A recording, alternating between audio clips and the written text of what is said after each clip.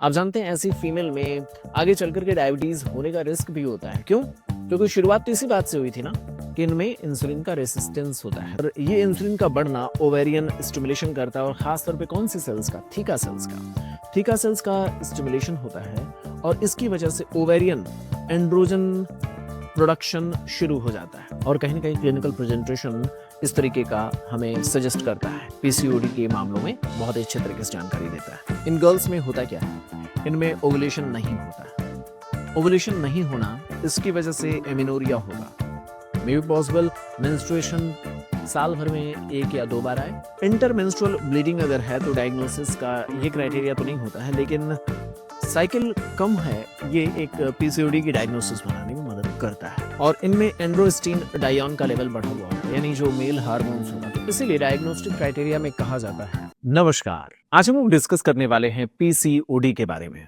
आप जानते हैं यंग फीमेल्स में होने वाली एक कॉमन प्रॉब्लम है, हार्मोनल इम्बैलेंसेस की वजह से ये होता है। इसका कल्प्रिट कौन है, इसमें कौन कौन से पॉइंट याद रखने हैं और इस डिजीज के या इसके पैथोलॉजिकल जो बेसिस है उसको कैसे समझा जा सकता है, ये सारी चीजें आज का हमारा टारगेट होगा। तो चलते हैं, बात करते हैं पीसीओडी को लेकर के, पॉलीसिस्टिक ओवेरियन सिंड्रोम के लेकर के बात करते हैं। इसमें होता क्या है, सबसे बड़ा कल्प्रिट है ऐसी यंग फीमेल्स जिसमें इंसुलिन का रेसिस्टेंस होता है। आप जानते हैं मेडिसिन में हमने पढ़ रखा है कि जब कभी भी इंसुलिन का रेसिस्टेंस होता है तो उसके कारण होता क्या है, इंसुलिन का रेजिस्टेंस होगा। जाहिर सी बात है इंसुलिन का इफेक्ट नहीं आ रहा है। अगर इंसुलिन का इफेक्ट नहीं आ रहा है तो बॉडी या पैंक्रियाज और ज्यादा इंसुलिन बनाने की कोशिश करती है। तो इसी वजह से इनमें क्या होता है, इंसुलिन का बढ़ा हुआ लेवल देखने को मिल जाता है। अब ये इंसुलिन का बढ़ा हुआ लेवल आपको याद रखना है। दूसरा पॉइंट कि इन फीमेल्स में एंड्रोजन का लेवल बढ़ता है। ये एंड्रोजन का लेवल कैसे बढ़ता है और इंसुलिन के बढ़े हुए लेवल ने किस तरीके से एंड्रोजन के बढ़ने में मदद किया, ये सारी चीजें आपको इंटरकनेक्ट करके आगे हम आपको समझाएंगे। हालांकि देखना होगा, आप कॉमन सिम्टम्स जानते ही हैं कि इसमें जो यंग फीमेल्स आती हैं उनमें acne, hirsutism, irregular menstrual cycle की प्रॉब्लम होगी। आमतौर पर ये चीजें तो वो जरूर कहती हैं कि मेरे हेयर की ग्रोथ ज्यादा हो रहे हैं और जो मेंस्ट्रुअल साइकिल है वो रेगुलर नहीं रहता है। अभी हम कई सारे केस स्टडीज पर भी इसमें बात करेंगे। ये दोनों ही चीजें पॉलीसिस्टिक ओवेरियन सिंड्रोम में हमें देखने को मिलती हैं, acne, hirsutism, irregular menstrual cycle. अब इसमें जो हमें बायोकेमिकल टेस्ट के द्वारा पता चलता है वो होगा इंसुलिन का बढ़ा हुआ लेवल, एंड्रोजन का बढ़ा हुआ लेवल और इसके साथ ही साथ जो एलएच का लेवल होता है वो भी बढ़ा हुआ मिलता है। काफी कंफ्यूजन होगा कि ये मैं कह क्या रहा हूं और इसका मतलब क्या है। चलिए इसको एक बार देखने की कोशिश करते हैं।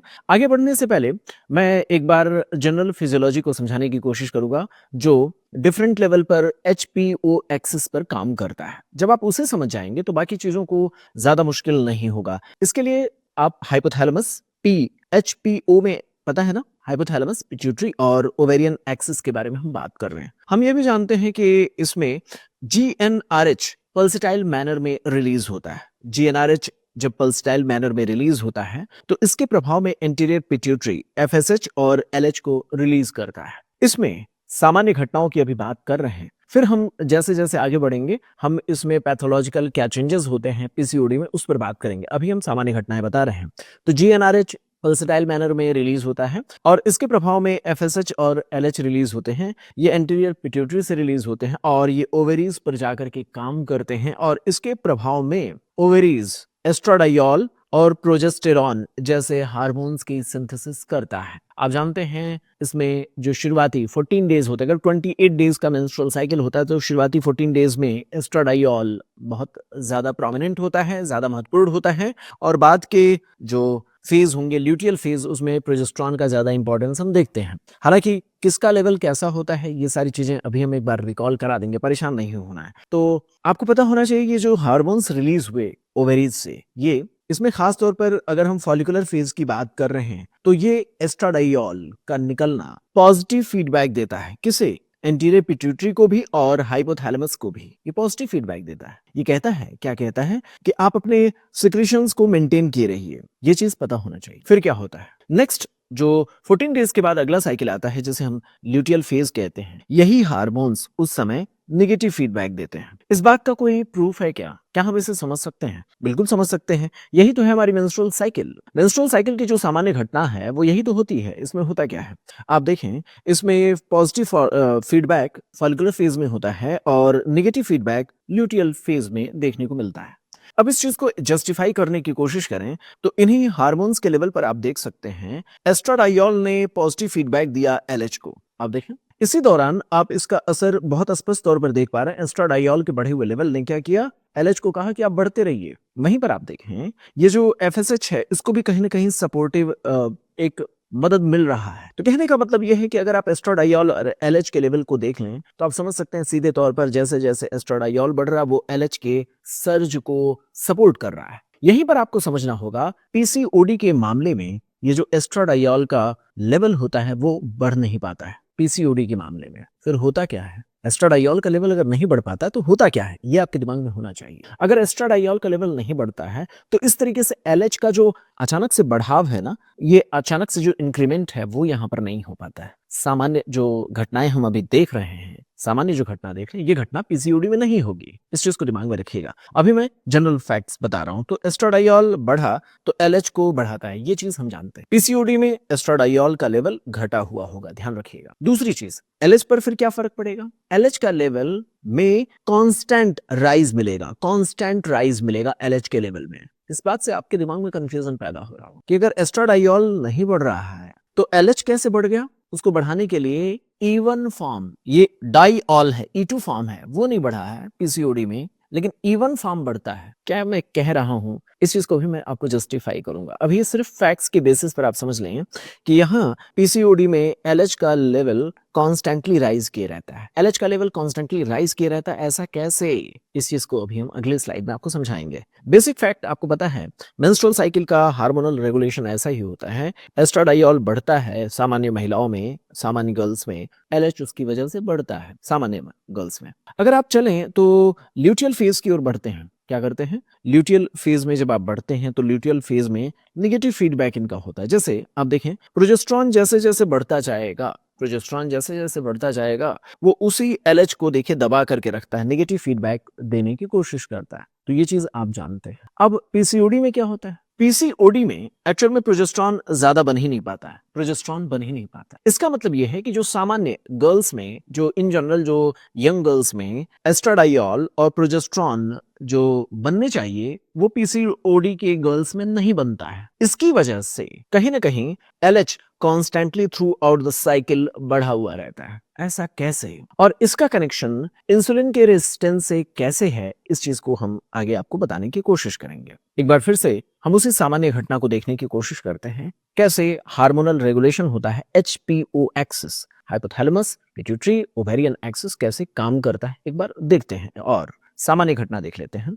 आपको पॉइंट वाइज दर्शाने की कोशिश किया है मैंने। आप हाइपोथैलेमस को देखें। हाइपोथैलेमस का एंटीरियर पिट्यूटरी पर प्रभाव पड़ता है जीएनआरएच के थ्रू। ये पल्सेटाइल मैनर में रिलीज किए जाते हैं। आपको पता है फार्मा में आपने पढ़ रखा है क्या? इस चीज को ध्यान रखिएगा। पल्सेटाइल मैनर में जब ये रिलीज होते हैं तो फिर एफएसएच और एलएच को रिलीज करने के लिए सिग्नल मिलता है। कॉन्स्टेंटली अगर ये राइज किए रहेगा तो सिग्नल नहीं मिलता है, ये चीज आप जानते हैं। चलिए अब इस चीज को देखें तो जीएनआरएच पल्सेटाइल मैनर में आया, कांस्टेंट रहेगा तो ये प्रक्रिया नहीं होती थी, ये आप फार्मा में जानते हैं। पल्सेटाइल मैनर में आया, यहाँ पर दो अलग अलग रंग दिखाए गए हैं। इससे ये जो ऑरेंज कलर से दिखाए गए ये है एफएसएच। एफएसएच अल्टीमेटली जाकर के काम करता है ग्रेनुलोसा सेल्स पर, ग्रेनुलोसा सेल्स पर। और सामान्य गर्ल्स में आप देखते हैं एलएच जाकर के काम करता है, एलएच जाकर के काम करता है थीका सेल्स पर। ये दोनों ही सेल्स कहां पर होती हैं? ये होती हैं ओवरी में। जो मैं थीका और ग्रेनुलोसा सेल्स बता रहा हूं वो होती कहां पर है? ये थीका और ग्रेनुलोसा सेल्स होती हैं गर्ल्स के ओवेरियन फॉलिकल में। आप इसमें देख सकते हैं, ये है आपका बाहर की ओर थीका सेल्स, ये है देखिए इस रंग का कॉम्बिनेशन भी मैंने आपके सामने रखने की कोशिश की है। ग्रीन कलर से आपको थीका सेल्स को दर्शाने की कोशिश की गई है और वहीं ग्रेनुलोसा सेल्स को आप देखें तो येलो कलर से भीतर की ओर ग्रेनुलोसा सेल्स होती है। यहां तक आपको मुझे लगता है समझ में आ गया होगा। देखिए जो बात अभी मैं आपको बता रहा हूं यही चीज मेंस्ट्रुअल साइकिल में भी चलती है, आप जानते हैं। तो जीएनआरएच ने क्या किया? एंटीरियर पिट्यूटरी के दो हार्मोन्स को रिलीज करने के लिए प्रेरित किया। एक था एलएच और दूसरा था एफएसएच। इसमें क्या हुआ? एलएच जा करके थीका सेल्स को कहता है और एफएसएच ग्रेनुलोसा सेल्स को कहता है, क्या कहता है? थीका सेल्स को जो एलएच आकर के कहता है वो कहता है कि आप एंड्रोस्टीनडाइन हार्मोन को बनाइए। इस चीज को थोड़ा जूम कर लेते हैं। एलएच आकर के क्या कहता है? एंड्रोस्टीनडाइन को आप बढ़ाइए, बनाइए। और इसके बाद ये एंड्रोस्टीनडाइन चला जाता है ग्रेनुलोसा सेल्स के भीतर। ग्रेनुलोसा सेल्स के पास होता है एक हार्मोन एरोमेटेज।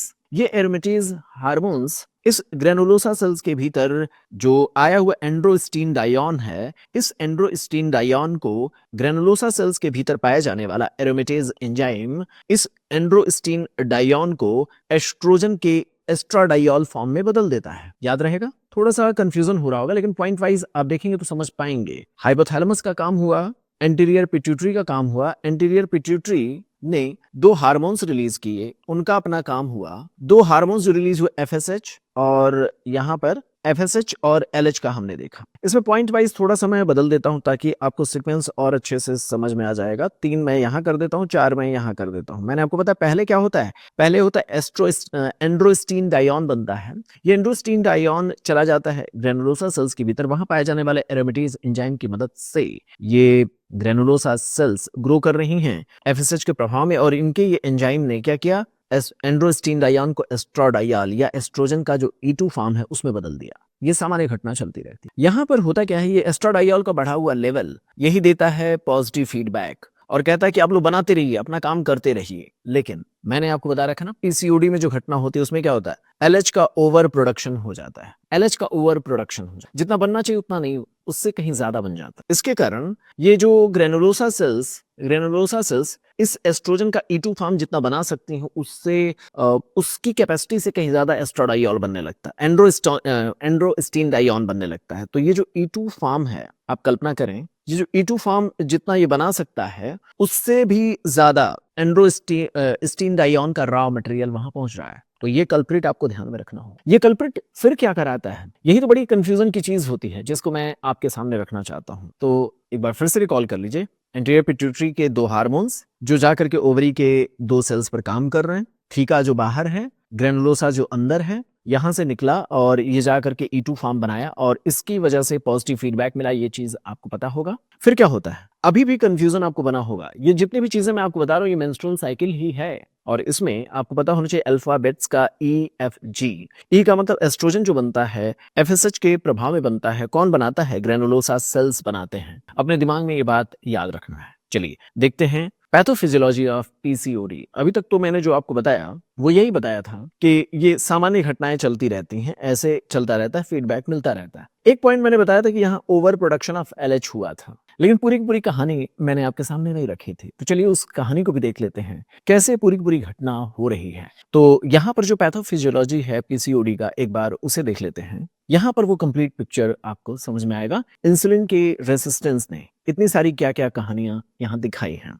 तो आप देखें, सबसे पहला पॉइंट होता है कि इंसुलिन का रेजिस्टेंस ऐसे यंग फीमेल्स में ज्यादा होता है। 75% केसेस में यही कल्प्रिट माना गया है। अब रेजिस्टेंस ज्यादा है, इंसुलिन अपना काम नहीं कर पा रहा है। रेजिस्टेंस जब होता है तो इंसुलिन अपना काम नहीं कर पाता। जब इंसुलिन अपना काम नहीं कर पाता है तो बीटा सेल्स और ज्यादा इंसुलिन निकालना शुरू कर देते हैं। ये बढ़ा हुआ इंसुलिन का लेवल क्या करता है? ओवरी को जाकर के स्टिमुलेट करने लगता है। इसलिए मैंने कहा था इंसुलिन का बढ़ा हुआ लेवल आपको ध्यान में रखना है। ये ओवरी को जाकर के स्टिमुलेट करता है, और वो भी ओवरी के किस सेल को? थीका सेल्स को। याद है मैंने बहुत मेहनत की है, रंगों का ध्यान रखा है, इमेजेस का ध्यान रखा है, उसी जैसे इमेजेस हो इस पूरी सीक्वेंस को मेंटेन करने का ध्यान रखा। तो ये जाकर के थीका सेल्स को स्टिमुलेट कर देते हैं। इसकी वजह से होता है क्या? एंड्रोस्टीनडाइन का लेवल बढ़ने लगता है क्योंकि ये स्टिमुलेट हो रही है। आप जानते हैं कि ये थीका सेल्स को आकर के साइड वाइज इंसुलिन ने स्टिमुलेट कर दिया, एंड्रोस्टीनडाइन ज्यादा बनने लगा। इस दौरान हुआ क्या? ये ब्लड में घूमता टहलता। देखिए अभी हम 3rd पॉइंट पर हैं, पॉइंट भी ध्यान रखना है। तो अभी क्या हुआ? ये ब्लड में घूमता टहलता ये चला जाता है 4th पॉइंट पर। ब्लड में देखिए अभी घूमता टहलता ये जा रहा है और चला जाता है फैटी टिश्यू के पास, एडिपोज टिश्यू के पास। आप देखेंगे पीसीओडी की प्रभावित जो गर्ल्स होती हैं उनमें ओबेसिटी देखने को मिलती है, वो आमतौर पर मोटी होती हैं। तो होता क्या है, ऐसे गर्ल्स में ये बना हुआ जो एंड्रोस्टीनडाइन होता है वो ब्लड के रूट से टहलता हुआ हार्मोन्स पहुंच जाता है एडिपोज टिश्यू के पास। वहां पर होता क्या है, एंड्रोस्टीनडाइन कुछ मात्रा में टेस्टोस्टेरॉन में बदल जाता है या इसका अपना खुद का भी इफेक्ट टेस्टोस्टेरॉन जैसा होता है, तो ये थोड़ा टेस्टोस्टेरॉन जैसा यहाँ असर दिखाता है या खुद भी टेस्टोस्टेरॉन जैसा ही होता है। और इसी फैटी सेल्स के पास फैटी टिश्यू में ये जा करके अपने आप को एस्ट्रोजन का इवन फॉर्म में बदल जाता है। किस में बदल जाता है? एस्ट्रोजन के इवन फॉर्म में। तो कहानी का लिंक आप बना लें। ओवेरियन स्टिमुलेशन हुआ, थीका सेल्स स्टिमुलेट किए गए, एंड्रोस्टीन डायोन बनना शुरू हुआ। वो एंड्रोस्टीन डायोन ने क्या किया? ब्लड के रूप से जा करके ये फैटी सेल्स के पास पहुंचा और वहां पर एंड्रोस्टीन डायोन एस्ट्रोजन के इवन फॉर्म में बदला। इवन फॉर्म में बदला। अब ये जो बना हुआ फैटी टिश्यू के पास इवन फॉर्म है, आप समझ सकते हैं यहाँ पर बॉडी में अब दो तरीके से नए हार्मोन्स का रोल आप देख पा रहे हैं। एक तो E2 फॉर्म से अलग इवन फॉर्म यहां बन रहा है। दूसरा, जो मेल के जैसा एक हार्मोनल एक्शन होता है एंड्रोस्टीन डायोन का, उसका लेवल भी बढ़ा हुआ है। अब आप समझ सकते हैं एंड्रोस्टीन डायोन या टेस्टोस्टेरॉन हिर्सुटिज्म, एक्ने के लिए रिस्पॉन्सिबल होते हैं। इतना ही नहीं, जो सामान्य E2 के द्वारा पॉजिटिव फीडबैक मिलना चाहिए था, वो फीडबैक अब यहां नहीं मिलने वाला। E2 यहां नहीं बन रहा है। क्या बन रहा है? इवन बन रहा है। ये इवन जा करके जो सामान्य तौर पर E2 FSH को स्टिमुलेट करता था, E2 FSH को स्टिमुलेट करता था, वो घटना यहां पर नहीं होगी। यहां पर होता क्या है? FSH को रोक दिया जाता है। FSH को रोक दिया जाता है। FSH को रोक दिया जाता है। E1 फॉर्म क्या करता है? FSH को रोक देता है। अब FSH ज्यादा एक्टिव नहीं है। FSH अगर ज्यादा एक्टिव नहीं है तो ग्रेनुलोसा सेल्स उसी के कहने पर ही तो एक्टिव हो रहा था, यानी ग्रेनुलोसा सेल्स कम एक्टिव है। इसका मतलब यह है कि जो E2 फॉर्म बनना चाहिए था वो E2 फॉर्म यहां पर नहीं बन पाएगा। क्या आप समझ पा रहे हैं? देखिए ना, पूरी कहानी देखिए। इवन बनते ही ये E2 को नहीं बनने दिया। क्यों? क्योंकि इसने FSH को रोक लगाया और FSH के कहने पर ही तो ग्रेनुलोसा सेल्स काम करके E2 को बनाते थे। वो E2 यहां पर नहीं बनेगा, ध्यान रहेगा। चलिए, इतना ही नहीं, इवन जा करके LH के प्रोडक्शन को स्टिमुलेट करा देता है। FSH को रोकता है और LH के प्रोडक्शन को बढ़ाए रखता है। इसके कारण ये जो थीका सेल्स हैं ओवर स्टिमुलेटेड होते हैं और एंड्रोस्टीन डायोन जो मेल फॉर्म ऑफ हार्मोन्स जैसा इफेक्ट दर्शाता है, उसका लेवल बढ़ा हुआ रहता है। अब इसका कॉन्स्टेंटली बढ़ा हुआ लेवल LH का ये लगातार बना रहता है। इसकी वजह से यहाँ पर LH सर्ज नहीं आता। सामान्य तौर पर क्या होता है? LH सर्ज आता है। आप जानते हैं एस्ट्रोजन के कहने पर, एस्ट्रोजन के E2 फॉर्म के कहने पर LH सर्ज आता है। E2 है ही नहीं, इवन ने रोक लगा रखा है। ये पूरी कहानी आपको समझ में आ गई होगी। तो यहाँ पर LH सर्ज नहीं होता है और इस तरीके से लगातार जो डोमिनेंट फॉलिकल्स डेवलप होने चाहिए थे, बनने चाहिए थे, वो नहीं बन पाते। वरना क्या होता है? FSH कहता है तो एक फॉलिकल बहुत अच्छे से ग्रो करता है, वही डोमिनेटिंग फॉलिकल होता है, वही आगे बढ़ करके लाइफ में आगे जाता है। वो यहाँ पर नहीं हो पाता और इसकी वजह से ओव्यूलेशन नहीं हो पाता है। यानी पूरी तरीके से जो PCOD का मामला है उसमें लास्ट रिजल्ट क्या होता है? एन ओवुलेशन नहीं होगा। ये चीज यहां पर देखने को मिलता है। अल्टीमेटली PCOD के मामलों में क्या हमने देखा एन ओवुलेशन हुआ, लगातार इवन या एस्ट्रोन आप समझ रहे हैं ना, वन यानी इवन फॉर्म यहाँ पर बढ़ा हुआ होता है। ये लगातार पॉजिटिव फीडबैक बनाए रखता है LH के लेवल को बनाए रखने के लिए। जहां पर E2 फॉर्म जो था FSH के लिए पॉजिटिव फीडबैक दे रहा था, ये किसको पॉजिटिव फीडबैक दे रहा है? LH के लिए। तो LH लगातार कॉन्स्टेंटली बढ़ा हुआ, जो लेवल धीरे धीरे अचानक से सर्ज करना चाहिए वो कभी हुआ ही नहीं। इसकी वजह से एन ओवुलेशन की घटना आपने यहाँ पर देखा। आप जानते हैं ऐसी फीमेल में आगे चलकर के डायबिटीज होने का रिस्क भी होता है। क्यों? क्योंकि शुरुआत तो इसी बात से हुई थी ना कि इनमें इंसुलिन का रेसिस्टेंस होता है। तो होता क्या है? इंसुलिन का रेसिस्टेंस अगर हुआ तो क्या होगा? पेरिफेरल टिश्यूज इंसुलिन की मदद से जो अपने काम कर सकते थे, काम क्या होता है इंसुलिन के कहने पर? इंसुलिन के कहने पर यही तो काम होता है कि अपने सेल के भीतर ग्लूकोज की एंट्री कराना। इंसुलिन यही तो कहता है, जब रिसेप्टर से जाकर के जुड़ता है तो कहता है भाई ग्लूकोज के चैनल्स खोल दीजिए, ग्लूकोज को अंदर ले लीजिए। वो काम यहाँ पर होता नहीं है। यहाँ पर ग्लूकोज की एंट्री नहीं हो पाती है, इंसुलिन का एक्शन नहीं हो पाता है। तो इसकी वजह से आप देखेंगे जो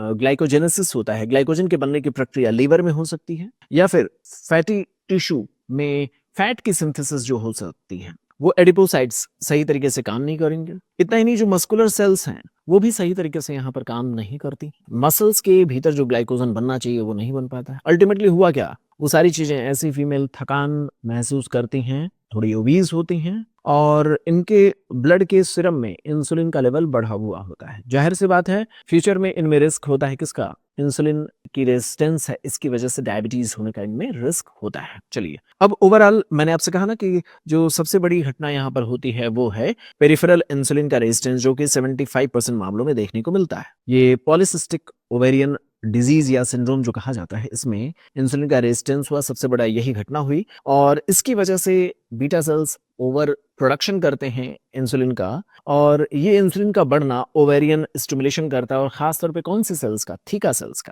सेल्स का स्टिमुलेशन होता है, और इसकी वजह से ओवेरियन एंड्रोजन प्रोडक्शन शुरू हो जाता है। अब आप सोच रहे होंगे कि एक फीमेल के भीतर एंड्रोजन कैसे, मेल हार्मोन जैसा कैसे, तो बहुत जरूरी चीज है, कभी देखिएगा, टेस्टोस्टेरॉन, प्रोजेस्टेरॉन एंड एस्ट्रोजन, मैं सारे नाम मिलता जुलता इसलिए बोल रहा हूं ताकि आपको जो बोलने का राइम है उससे आपको समझना है। टेस्टोस्टेरॉन, प्रोजेस्टेरॉन, एस्ट्रोजन और इसके अलावा एल्डोस्टेरॉन, ये जितने भी हैं काफी हद तक सिमिलर स्ट्रक्चर रखते हैं। इनमें केमिकल रिएक्शंस जब होते हैं, एंजाइमेटिक रिएक्शंस होते हैं, तो ये अपने फॉर्म बदलते रहते हैं। इसलिए जब आप सिंथेटिक एल्डोस्टेरॉन जब आप बनाते हैं, इसी तरीके से आप कॉर्टिकोस्टेरॉइड्स की बात करें, कॉर्टिकोस्टेरॉइड्स, मिनरलोकॉर्टिकॉइड्स और सेक्स कॉर्टिकॉइड्स जो हम एड्रिनल कॉर्टेक्स से रिलीज होने वाले देखते हैं ना, वो काफी हद तक एक दूसरे में बदलते रहते हैं। ये आप सीधे तौर पर पीडियाट्रिक जो एंडोक्राइनोलॉजी होता है, कॉन्जेनाइटल एड्रिनल हाइपरप्लेजिया का जो टॉपिक है, उसमें इस चीज को आप देखते हैं। CAH के टॉपिक में आप देखते हैं ना,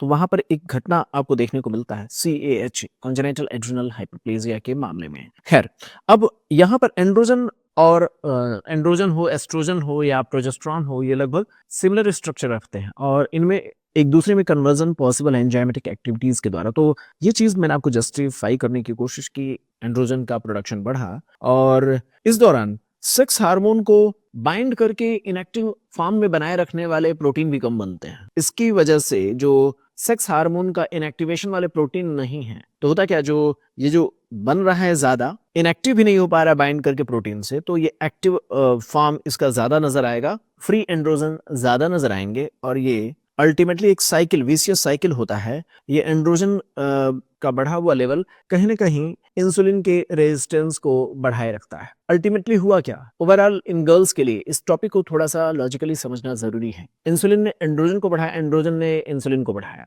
यानी इंसुलिन का रेजिस्टेंस कराया। इसलिए इन गर्ल्स में जैसे ही हम इंसुलिन का रेजिस्टेंस कम करते हैं, कहीं ना कहीं एंड्रोजन का लेवल भी कम होता है। ये चीज मैंने आपको जस्टिफाई करने की कोशिश की है। तो इंसुलिन का लेवल अगर कम होगा तो एंड्रोजन का लेवल कम होगा, और अल्टीमेटली होगा क्या, एंड्रोजन का लेवल कम होगा तो जो फीचर्स हैं, जो एक्ने है, जो हर्सुटिज्म है, इतना ही नहीं, ये पूरी पूरी जो विशियस साइकिल चल रही है, ये जहीं आप ब्रेक करेंगे, इसलिए कहा जाता है एक्सरसाइज करने को, इंसुलिन का रेजिस्टेंस कम करने को ऐसी मेडिसिन दी भी जाती है, मेटफॉर्मिन जैसे मेडिसिन, उसका मकसद यही होता है। खैर, आपको यहाँ पर मैंने बताया ना, सेक्स हार्मोन के बाइंड करने वाले जो ग्लोबुलिन्स होते हैं वो भी यहाँ पर कम हो जाते हैं, तो इसके कारण फ्री फॉर्म कुछ ज्यादा ही नजर आता है, और है भी, उसका असर भी आपको देखने को। अल्टीमेटली हुआ क्या, एंड्रोस्टीन डाइऑन, ये काफी ज्यादा ओवेरियन एंड्रोजन का प्रोडक्शन हुआ, फैट सेल्स में ये गया, तो एंड्रोस्टीन डाइऑन टेस्टोस्टेरॉन में बदला और एस्ट्रोजन का इवन फॉर्म बनाया। कौन सा फॉर्म, इवन फॉर्म को इसने प्रोड्यूस कराया है।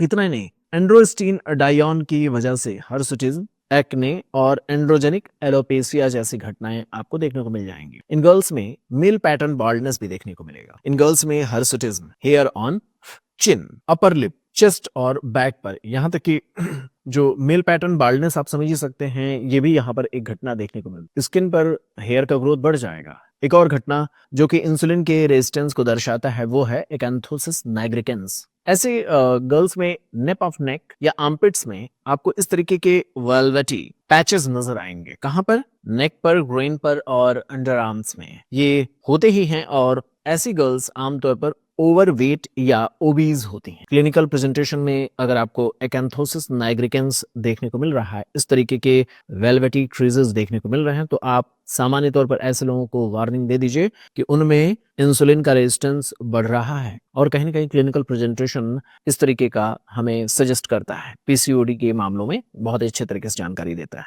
मैंने आपसे कहा कि एंड्रोस्टीन डाइऑन का जो बढ़ा हुआ लेवल है, उसने क्या क्या असर डाला, उसने असर डाला है मेल पैटर्न बाल्डनेस कराया। इसमें आप देख सकते हैं क्राउन के लेवल पर बाहर से, आगे से जैसे मेल में बाल झड़ते हैं, वैसे यहाँ पर बाल झड़ना शुरू हो जाता है। ऐसी फीमेल में हम थोड़ा सा इनको डेकोरेट भी कर देते हैं। इन मैडम में क्या हुआ, बाल भी झड़ने लगे हैं, और इतना ही नहीं, इनके चेहरे पर एक्ने भी हो रहा है। आप देख सकते हैं इन मैडम के जो खूबसूरत खूबसूरत बाल थे, वो खूब सारे जो बाल थे वो अब इनके झड़ने लगे हैं। इस तरीके की समस्याओं से ये मैडम परेशान थे। इन गर्ल्स में होता क्या है, इनमें ओवुलेशन नहीं होता है। ओवुलेशन नहीं होना, इसकी वजह से एमिनोरिया होगा। मे बी पॉसिबल मेंस्ट्रुएशन साल भर में 1 या 2 बार आए, 2 बार बिल्कुल। ओलिगोमेनोरिया होगा, इनफ्रीक्वेंट और लेस ब्लीडिंग के साथ होगा। इस मामले में एक और चीज होती है। पहली बात तो ब्लीडिंग मतलब मेंस्ट्रुएशन रेगुलर नहीं होगा। दूसरी बात पेनलेस ब्लीडिंग होती है। पेनलेस ब्लीडिंग आमतौर पर क्या होता है,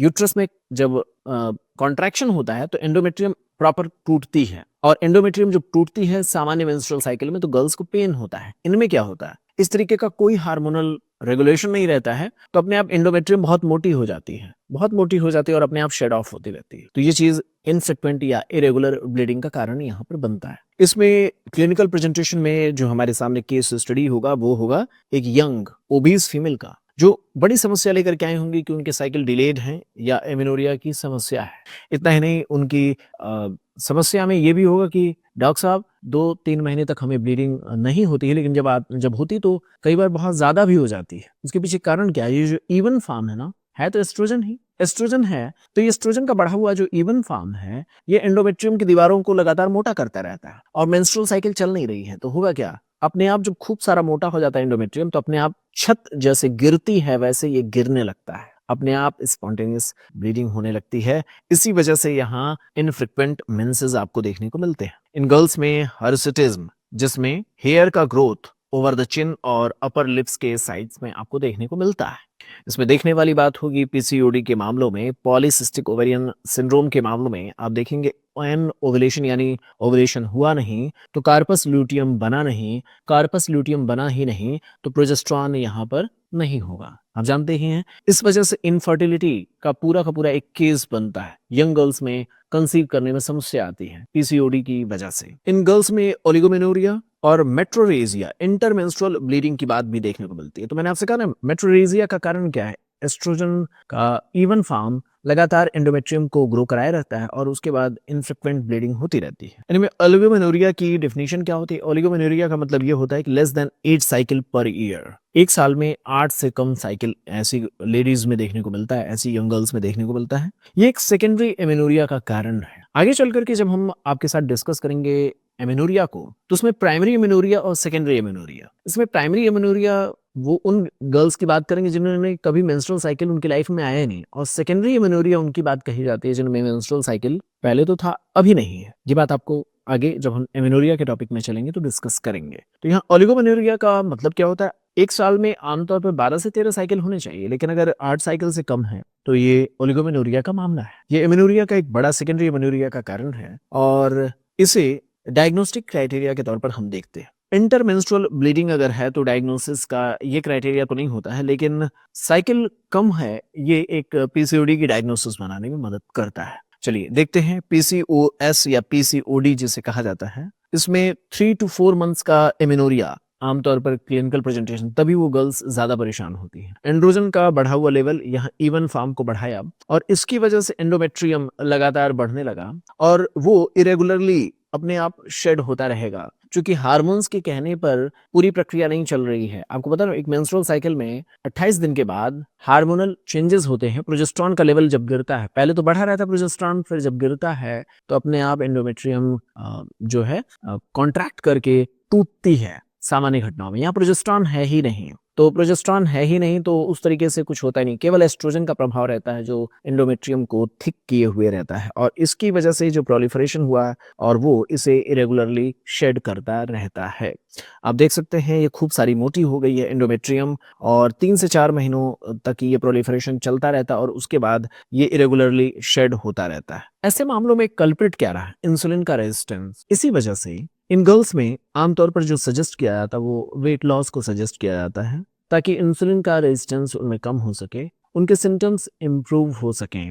मेटफॉर्मिन दिया जाता है मेडिसिन के तौर पर, ताकि इंसुलिन की सेंसिटिविटी ऐसी गर्ल्स में बढ़े और स्पाइरोनोलेक्टोन दिया जा सकता है। स्पाइरोनोलेक्टोन का यहाँ पर प्रभाव क्या होता है, ये हर्सुटिज्म को ट्रीट करने के लिए दिया जाता है। सामान्य तौर पर स्पाइरोनोलेक्टोन का काम क्या होता है आप जानते हैं, वो काम यहाँ पर नहीं हो, यहाँ पर हर्सुटिज्म को ट्रीट करने का। तो इसीलिए ऐसी मोटी जो गर्ल्स हैं उनको आप एडवाइस करेंगे कि थोड़ा आप दौड़िए, टहलिए, अपने वेट को कंट्रोल करेंगे तो अपने आप सिम्टम्स में राहत मिलने लगेगा। आमतौर पर जो ट्रीटमेंट का प्रोसेस होता है वो दो तरीके से होता है। एक ये कि हम ओरल कॉन्ट्रासेप्टिव्स इन्हें दे सकते हैं। ओरल कॉन्ट्रासेप्टिव्स उन मामलों में देते हैं जब हम मेंस्ट्रुअल साइकिल को रेगुलेट करना चाहते हैं। मेंस्ट्रुअल साइकिल को केवल रेगुलेट करना चाहते हैं, इसमें कंसीव वो नहीं कर पाएंगे। ये है कि जो इरेगुलर ब्लीडिंग हो रही थी उसको हम रोक देंगे, क्योंकि हम अपने हिसाब से E2 और प्रोजेस्टेरॉन का फॉर्म देंगे। ये ओरल कॉन्ट्रासेप्टिव्स में होता क्या है, E2 फॉर्म और प्रोजेस्टेरॉन का कॉम्बिनेशन देते हैं और एक तरीके से रेगुलर साइकिल को मिमिक करने की कोशिश की जाती है ओरल कॉन्ट्रासेप्टिव्स की मदद से। इस वजह से साइकिल रेगुलर हो जाएगा लेकिन कंसीव करने में दिक्कत आएगी। इतना ही नहीं, क्लोमिफेन सिट्रेट अगर हम चाहते हैं कि वो गर्ल बेबी मींस वो जो लेडी हैं या वो जो यंग गर्ल हैं वो कंसीव करना चाहती हैं तो ओरल कॉन्ट्रासेप्टिव्स नहीं देना चाहिए। फिर हम ओवुलेशन को स्टिमुलेट करने वाले मेडिसिन जिसमें क्लोमिफेन सिट्रेट या फिर हम एरोमेटेज इनहिबिटर्स भी दे सकते हैं। तो क्लोमिफेन सिट्रेट जो कि ओवुलेशन को इंड्यूस करता है, इसके अलावा एरोमेटेज इनहिबिटर्स भी ट्राई कर सकते हैं, वो ज्यादा बेहतरीन होता है। इसके साथ ही साथ जरूरत पड़ने पर हम सर्जिकली या हम ओवेरियन ड्रिलिंग जैसे ऑप्शंस के बारे में भी सोच सकते हैं, जिसमें हम सिस्टिक ओवरी को हम पंक्चर करते हैं ताकि ओवुलेशन इंड्यूस कराया जा सके। देखते हैं डायग्नोसिस में क्या क्या चीजें होती हैं। डायग्नोसिस में हार्मोनल इम्बैलेंसेस होते हैं। या आपको मैंने बता रखा है कि LH का प्रभाव यहाँ ज्यादा होता है FSH के कंपैरिजन में। आप जानते हैं LH का प्रभाव ज्यादा होता है FSH के कंपैरिजन में, और इनमें एंड्रोस्टेन डायोन का लेवल बढ़ा हुआ होता है, यानी जो मेल हार्मोन्स होगा। तो इसीलिए डायग्नोस्टिक क्राइटेरिया में कहा जाता है क्या कि जो मेल हार्मोन्स का असर आपको सीधे तौर पर देखने को मिल जाए, यानी हेयर का ग्रोथ। दूसरा, वो गर्ल आपसे कहेंगे कि डॉक्टर साहब हमारे मेंस्ट्रुअल जो साइकिल है वो सही तरीके से नहीं चल रहा है। ये दो चीजें बड़ी पर्याप्त हो जाती हैं अपने आप को बताने के लिए। सीरम के लेवल पर देखेंगे तो ये चीजें आपको डिरेंज्ड मिलेंगी। पेल्विक अल्ट्रासाउंड पर फॉलिकल्स में सिस्ट की प्रेजेंस देखने को मिलेगी, जिसके आधार पर इसका नाम रखा गया पॉलीसिस्टिक। हालांकि देखा गया हर किसी लेडीज में ये हो जरूरी नहीं है, डायग्नोस्टिक क्राइटेरिया में इसे रखा गया है। डायग्नोस्टिक क्राइटेरिया में महत्वपूर्ण चीज है, नाम भी इसी वजह से रखा गया है। लेकिन ये अगर नहीं भी हो तो भी हम डायग्नोसिस बनाएंगे PCOS का, याद रहेगा। तो आपको ध्यान रखना होगा क्या कि इसमें क्या होता है, सिस्ट की प्रेजेंस होती है, सिस्ट बनते हैं, और यहाँ पर क्या होता है, दोनों ही ओवरीज में फॉलिकल्स कई सारे होंगे जो सिस्ट के फॉर्म में होंगे, अच्छी तरीके से ग्रो नहीं कर पाते हैं, ये चीजें आपको पता है। और ये एक नेसेसरी क्राइटेरिया डायग्नोसिस का नहीं है, लेकिन हम लेकिन 3 रोटेड रैम जो क्राइटेरिया है उसमें एक ये भी है। लेकिन अगर ये नहीं है, किसी फीमेल में नहीं देखने को मिल रहा, तो भी हम PCOS मान लेते हैं। अगर वो गर्ल कह रही है कि डॉक्टर साहब देखिए मेरी स्किन पर हेयर बढ़ रहे हैं, और दूसरा ये है कि हमारे जो पीरियड्स हैं वो इरेगुलर हैं, तीसरा डॉक्टर को लग रहा है या हमें ऐसा लग रहा है कि इस तरीके के एंड्रोजन्स के बढ़ने का कोई और वजह नहीं है, तो हम PCOD की डायग्नोसिस बना सकते हैं, इसके बावजूद कि उसमें पॉलीसिस्ट आपको अल्ट्रासाउंड पे ना मिले। इसलिए कहा जाता है कि ये डायग्नोसिस का क्राइटेरिया तो है, लेकिन अगर ये नहीं भी है तो भी हम डायग्नोसिस बना लेते हैं। ठीक है, डायग्नोस्टिक क्राइटेरिया है, नो डाउट। अल्ट्रासाउंड पर आपको देखने को मिलेगा एन ओवुलेशन के बाद जब आप अल्ट्रासाउंड कराते हैं तो गर्ल्स में इस तरीके के पॉलीसिस्ट आपको देखने को मिलेंगे। और देखिए नेकलेस के फॉर्म में है, ये मल्टीपल स्मॉल फॉलिकल्स आपको नेकलेस के फॉर्म में देखने को मिल रहे हैं, जो पेरिफेरी ऑफ ओवरी पर एक नेकलेस पैटर्न बना करके आपको देखने को मिल रहा है। ये डायग्नोस्टिक क्राइटेरिया में इंक्लूड तो किया गया है, लेकिन ये जरूरी नहीं है कि इसकी बेसिस पर ही डायग्नोसिस बनेगा, ऐसा नहीं है। अब आपको पता होना चाहिए, मैंने बार बार आपसे कहा कि E1 फॉर्म, E2 फॉर्म और E3 फॉर्म, तो आपको ये पता होना चाहिए E1 फॉर्म होता क्या है। ये फैटी सेल्स में कन्वर्जन होता है जब एंड्रोस्टेन डायोन का, तो वो एस्ट्रोजन के E1 फॉर्म को बनाता है। थीका सेल्स से जब ग्रेनुलोसा सेल्स में जाता है तो उस दौरान E2 फॉर्म ऑफ एस्ट्रोजन बनता है। प्रेगनेंसी के दौरान E3 फॉर्म डेवलप होता है। तो E3 फॉर्म कब बनेगा एस्ट्रोजन का, वो प्रेगनेंसी के दौरान हमें देखने को मिलता है। ओवरऑल देखें तो ये समस्या कहीं ना कहीं इंसुलिन के रेजिस्टेंस से होती है। इंसुलिन का सही तरीके से काम नहीं हो पाया, तो इंसुलिन बहुत अच्छा काम करता है सेलुलर ग्लूकोज की यूटिलाइजेशन के लिए। तो ऐसी गर्ल्स तो थकान भी महसूस होगा, आगे चल के डायबिटीज के डेवलप होने का रिस्क होगा। इतना ही नहीं, जो हमारा लिपिड प्रोफाइल होता है ऐसे पेशेंट्स में वो भी डिरेंज्ड होगा, उनमें एलडीएल बढ़ा होगा, एसडीएल घटा हुआ होता है। तो इसकी वजह से ऐसे गर्ल्स में सीएडी के फ्यूचर में होने का रिस्क बढ़ जाता है। इनमें एस्ट्रोजन नहीं है, एस्ट्रोजन का इवन फॉर्म है, E2 फॉर्म नहीं है, एंड्रोजन ज्यादा है, इसकी वजह से मेल पैटर्न ऑफ बाल्डनेस आपको देखने को मिलेगा। आप यहाँ पर देख सकते हैं एन ओवुलेशन हुआ, क्रोनिकली एलिवेटेड एस्ट्रोन का लेवल है और ये निगेटिव फीडबैक FSH पर देता है, FSH को रोक देता है और LH को पॉजिटिव फीडबैक देता है। बात समझना है ना? नहीं समझना है? शुरू में यही तो बात मैंने आपसे कहा था। क्या इवन फॉर्म जब बनता है तो वो क्या करता है? FSH को रोकता है और LH को बढ़ाए रखता है। इसी वजह से आप देखेंगे सामान्य तौर पर, आमतौर पर जो गर्ल्स होती हैं उनमें FSH ज्यादा होता है, LH कम होता है। रेशियो वाइज अगर आप देखें तो FSH और LH में 2:1 का रेशियो होता है। यहाँ पर जो रेशियो होता है पीसीओडी के मामले में वो LH ज्यादा होता है, इसी वजह से पीसीओडी के मामले में 1:2 या 1:3 के लेवल तक ये होते हैं। ये रेशियो डायग्नोस्टिक क्राइटेरिया के तौर पर नहीं लिए जाते हैं, लेकिन पता होना चाहिए ऐसा होता है। ओवरऑल पूरी केस सिनेरियो आपको पता है ना, यहाँ से जो बनने वाला साइकिल आपको पूरी तरह पर मैंने आपको समझा रखा था। तो मैंने आपसे कहा कि एस्ट्रोजन का जो इवन फॉर्म है उसने FSH को चेक किया, रोक लगाया और LH को पॉजिटिव फीडबैक दिया कि LH खूब बनता रहे, इसी वजह से यह रेशियो बिगड़ता है। आपको पता होना चाहिए ल्यूटिनाइजिंग हार्मोन का जो प्रोडक्शन होता है पॉलीसिस्टिक ओवेरियन सिंड्रोम में, वो ओवेरियन थीका सेल्स का स्टिमुलेशन करा देता है। थीका सेल्स खूब सारे एंड्रोस्टीन डाइऑन को बनाने लगते हैं, ठीक है। ल्यूटिनाइजिंग हार्मोन्स का बढ़ा हुआ लेवल ये क्या करता है? टेस्टोस्टेरोन और एंड्रोस्टीन डाइऑन के लेवल को बढ़ाता है, जिसकी वजह से एक्ने या उसके मामले आपको देखने को मिलते हैं। नेक्स्ट लेवल पर जब हम बात करेंगे तो एन ओवुलेशन से संबंधित कौन से यहाँ पर केस स्टडी हो सकते हैं उसके बारे में हम आपसे डिस्कस करेंगे।